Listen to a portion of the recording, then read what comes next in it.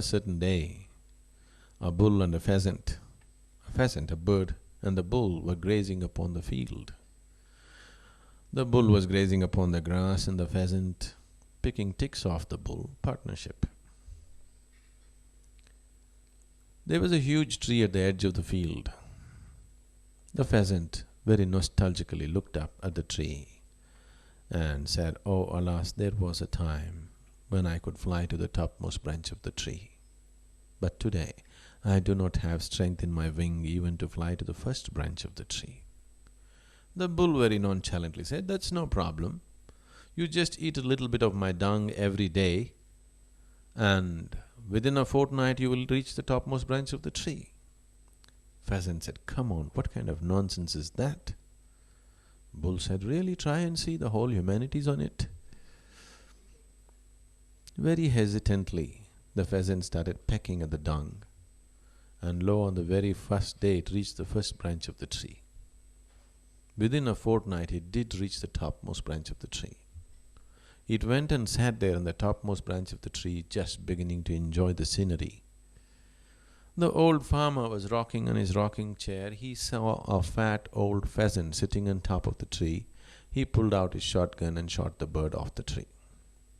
The moral of the story is, many times even bullshit can get you to the top, but it never lets you stay there.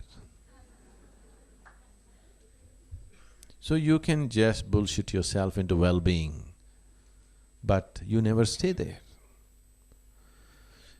Without engineering the system the right way, without creating the right kind of chemistry, right kind of situation within yourself, you being peaceful and joyful as a way of life, not something that you achieve once in a way, will not happen to you. This must be understood. Unless you do the right things will not happen to you, whether it's outside life or inside life. Inner engineering is a remarkable course really, because the course is structured with specific processes to enable you to deepen your sense of awareness. And the course, which has been devised by Sadhguru, seems to be unique as well as remarkable in creating those structures in which we can comfortably go inside and start to re-engineer those bits of us that don't work as well as we would like them to.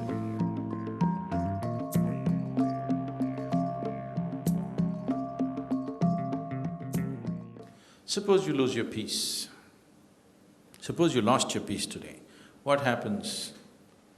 You go home and whoever is at home, you yell at them. If it continues tomorrow, you may pick a quarrel with your neighbor. If it continues tomorrow, you go to… who's your boss? Prime Minister, is it? You go and yell at the Prime Minister. The moment you yell at the Prime Minister, everybody knows you need medical help. Yes? When you yelled at your husband or wife, they thought it's normal.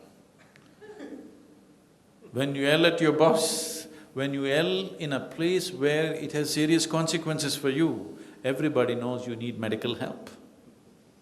They took you to your doctor. Initially, doctors try to talk you out of it. You won't budge, then he'll throw a pill into you. Pill means what? A little bit of chemicals.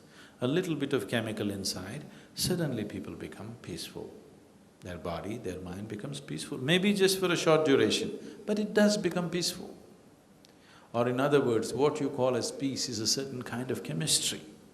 What you call as joy is another kind of chemistry. What you call as ecstasy is another kind of chemistry. What you call as agony is another kind of chemistry. Tension, anxiety, fear, everything has a chemical basis. Every human experience has a chemical basis to it.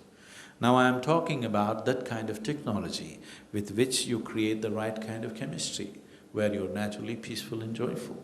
Being peaceful and joyful is no more a pursuit outside. You are joyful by your own nature. Now your life, instead of being in pursuit of happiness, it becomes an expression of joy. In your life, you have done many things in pursuit of your happiness and a few things as an expression of your joy.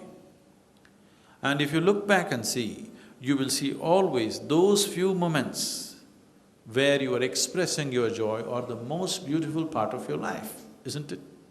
They are the most beautiful moments in your life, isn't that so? Yes? And if you're joyful by your own nature, every moment of your life, that's how it will be. Only when you're peaceful, joyful, your body and your mind function at their best. How successful you are in the world essentially depends on how effectively you can use this physical body and your mind, isn't it so? It's made a huge difference to the way I experience my life. For many years I've been doing personal development work, for 20 years I think, and I understood a huge amount in my head, but it was very difficult to translate that into quality of life. And I've found since I've had this tool, this daily practice, it's been so powerful in enabling me to feel grounded and calm. It opens up whole new dimensions to life, and he uses the word potential, and I think it has extraordinary potential for all of us. Isha Yoga is not a teaching, not a philosophy, not a belief system, it's just a method. So you're just learning how to employ the method. Let's say it's like your car. You don't have to believe in the car. You don't have to even understand the car. You just have to learn how to drive the car and it takes you all over, isn't it? Takes you where you want to go, isn't it? So you don't necessarily have to know how to build a car, nor do you have to understand all the sciences of the car, nor do you have to believe in it, nor do you have to love it, nor do you have to worship it. You just have to learn how to drive it. There are people who love their car, but now they can't drive it on the street because they're constantly afraid that somebody may kiss their car. Isn't it? So loving your car is not important. You know how to drive the car, that's important, isn't it? So this is just a mechanism. You learn how to drive it. And if you drive it, it'll take you places, wonderful places.